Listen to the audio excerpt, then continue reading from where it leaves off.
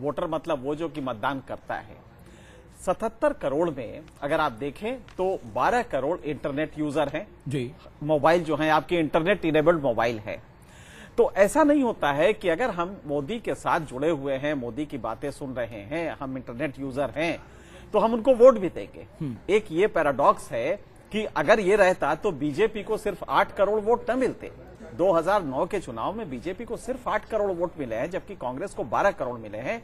और हकीकत यह है कि पिछले 3-4 इलेक्शन में बीजेपी का हर तीसरा वोटर बीजेपी को लेकिन सर मेरा यहाँ पर एक काउंटर सवाल है, वो ये है कि 2009 में 58.19% हमारा टोटल वोटर टर्नआउट था, और ये इलेक्शन कमीशन की वेबसाइट की मैं बात कर रहा हूँ, 67 करोड़ 50 लाख जिन्होंने वोट दिया, उसमें से 40% युवा थे।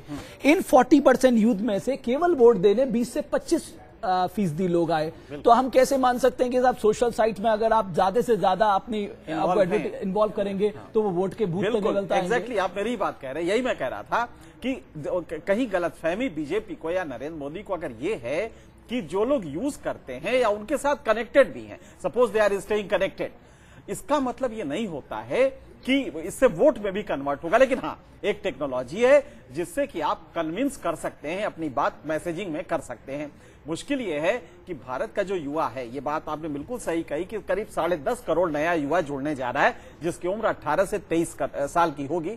नरेंद्र मोदी उसे लुभाते हैं। नरेंद्र मोदी अपने zero tolerance against corruption, AVL administrator, और ये जो पूरा उन्होंने स्टाइल अपनी पर्सनालिटी की रखी है, तो सवाल यही है कि क्या वो उनको पोलिंग बूथ तक ला पाएंगे? संबित पात्रा साहब, आज देश का युवा केवल सोशल साइट्स में जुड़कर ज्यादा से ज्यादा नरेंद्र मोदी की तस्वीर देखना नहीं चाहता। वो चाहता है कि करप्शन के खिलाफ आपके पास क्या उपाय है उसको दूर करने का, ब्लैक मनी को आप कैसे लाएंगे जो आपका 2009 का मुद्दा था, इंटरनल सिक्योरिटी को आप कैसे मजबूत करेंगे, खासकर टेररिस्ट एक्टिविटी जो बढ़ी है, नक्सलिज्म का मुद्दा है, विदेश नीति में भारत की साख जैसा कि आप कहते हैं कमजोर हो रही है, उसे आप कैसे मजबूत करेंगे।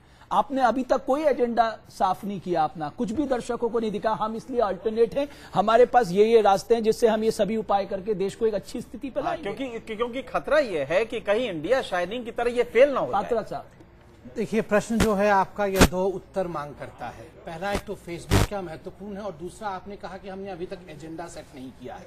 तो पहला उत्तर मैं दे दूं। अब देखिए, जो मनुष्य है वो केवल कंप्यूटर में और फेसबुक में रहते हैं ऐसा नहीं है, मुख्यतः घरों में रहते हैं। धूल और धूप में नेता को निकलना पड़ता है, एक एक व्यक्ति तक पहुंचना पड़ता है, किंतु उनका आज के जमाने में मैं दोबारा आपको इसी पे बोलने का मौका दूंगा, मैं आऊंगा आपके पास। सोशल साइट पर किस तरह नमो का असर दिखाई पड़ रहा है, बता रहे हैं मेरे सहयोगी विशाल कालरा।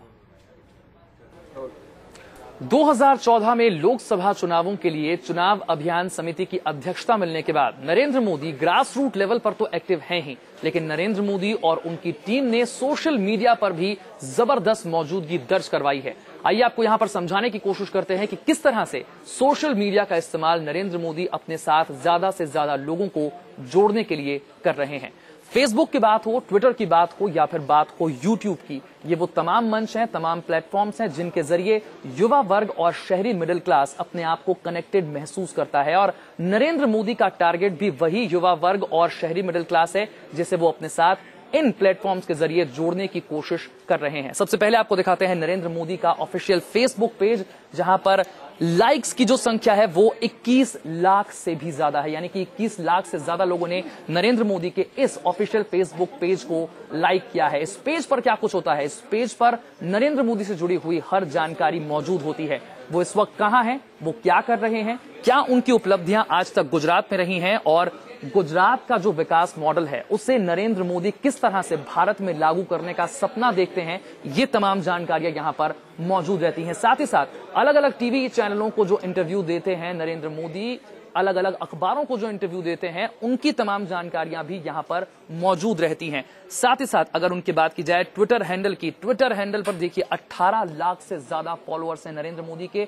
यहां पर क्या कुछ होता है, अलग अलग राजनीतिक हलचलों पर नरेंद्र मोदी अपनी प्रतिक्रिया यहीं पर जाहिर करते हैं, लोगों को अपने साथ जोड़ते हैं, देश के ज्वलंत मुद्दों पर बात करते हैं और उनका समाधान भी वो यहीं पर रखते हैं। और युवा वर्ग को ये जो चीज है वो बेहद भाती है, इसीलिए लाखों की संख्या में यहां पर नरेंद्र मोदी के फॉलोअर्स हैं। ना केवल इतना, बल्कि YouTube पर नरेंद्र मोदी का एक ऑफिशियल चैनल है, यानी कि यहां पर नरेंद्र मोदी के भाषण जो है वो हर एक भाषण आपको यहां पर मिल जाएगा। और खास बात इस ऑफिशियल चैनल की यह है कि इस पर नरेंद्र मोदी को एक हीरो के रूप में प्रोजेक्ट किया जाता है, एक ऐसा नेता जो आने वाले वक्त के भारत का नेता है, जिसके पास भारत के ज्वलंत मुद्दों के समाधान मौजूद हैं। ना केवल इतना, इससे पहले हमने गुजरात चुनावों के वक्त यह भी देखा था कि किस तरह से 3D कैंपेनिंग के जरिए नरेंद्र मोदी एक ही जगह पर मौजूद रहते थे, लेकिन 3D टेक्निक के जरिए वो अलग अलग जगह पर बैठे हुए लोगों को एक साथ संबोधित करते थे।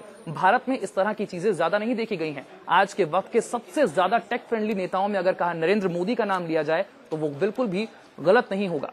नरेंद्र मोदी की ये जो टीम है जो इनके अकाउंट्स को हैंडल करती है वो और भी ज्यादा सक्रिय नजर आ रही है उस सर्वे के बाद, जिसमें यह कहा गया है कि 160 ऐसे लोकसभा क्षेत्र हैं जहां पर सोशल मीडिया का सीधा असर हो सकता है, यानी कि जो मतदाता हैं उनके मतदान पर सोशल मीडिया का सीधा असर देखने को मिल सकता है। तो नरेंद्र मोदी और उनकी टीम मिलकर ये कोशिश कर रहे हैं कि 2014 के लोकसभा चुनावों के लिए ज्यादा से ज्यादा लोगों को इस तरह से अपने साथ जोड़ा जा सके। इसका बेहतर जवाब दे सकते हैं डॉक्टर संबित पात्रा। आप कहीं अति आत्मविश्वास में तो नहीं जी रहे? नहीं, मैं भी उत्तर दे रहा था, दो भागों में उत्तर दे रहा था। पहले तो फेसबुक वाले विषय में मेरा ये जानना है और मानना है, और हर कोई मानेगा इस बात को, कि जो व्यक्ति होते हैं, जो वोटर होते हैं, जिनके विषय में अभी सिंह साहब ने कहा, वो घरों में रहते हैं, मगर आज टेलीडेंसिटी बढ़ने के कारण युवाओं का वर्ग 65% आज हिंदुस्तान में जो युवा है, स्वाभाविक रूप में उनका एक परसेप्शन फेसबुक, ट्विटर और सोशल मीडिया में भी है।